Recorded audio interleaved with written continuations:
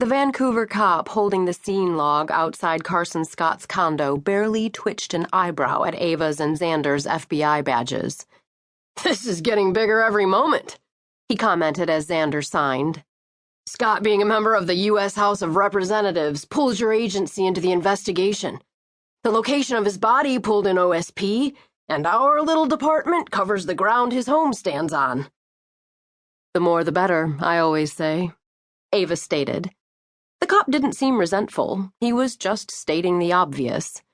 Jurisdictions did make investigations complicated. Usually, the FBI waited until it was asked for assistance by other police departments, but the murder of a congressman fell directly under the FBI's umbrella.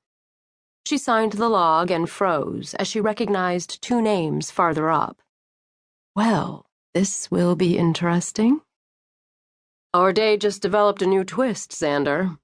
She pointed the pen at Mason's name. "He caught the case?" "Looks that way."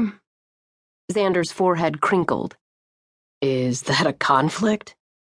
"Personally, not at all. But Duncan's opinion might be different." Damn it. Duncan had better not yank her from this case. She was eager to get to the bottom of why a congressman had been murdered and left hanging in such a public manner. I want this case. "Maybe we better give Duncan a call," Xander suggested half-heartedly as he studied her face. "Let's go inside first and see what's up." Ava marched forward, not letting Xander put doubts in her head. Perhaps Duncan wouldn't have a problem.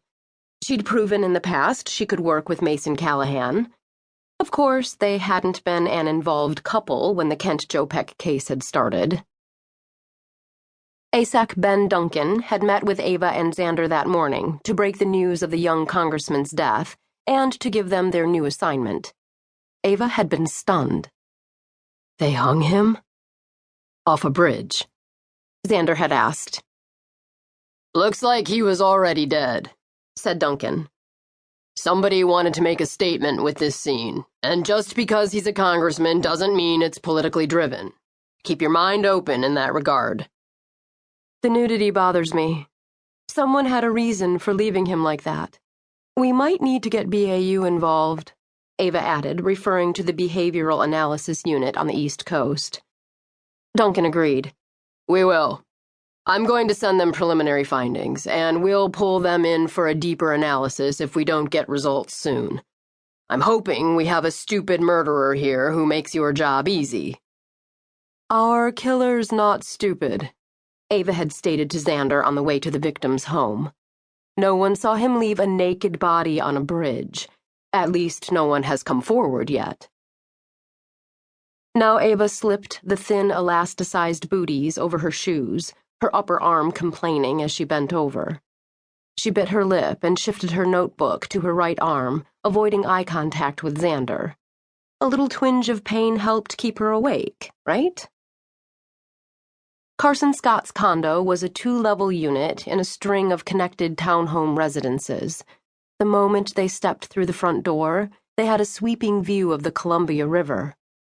"Nice place," Xander muttered as they moved through the spacious foyer, which opened into a high-ceilinged great room with floor-to-ceiling windows to take full advantage of the riverfront property.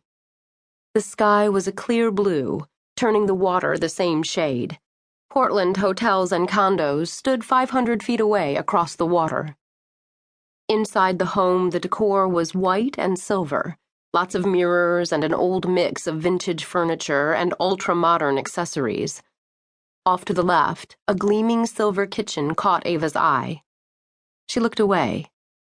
Luxury kitchens were a weakness of hers.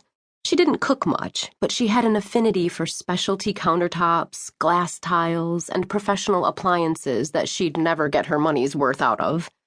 She'd rather install a unique stone countertop or buy a wolf range than pick out jewelry. Someday. From her right, voices moved closer, and a group of men came down the hall, deep in discussion about a computer. "I'm telling you not to touch it. Don't even unplug it. Let one of the computer forensic guys look at it first."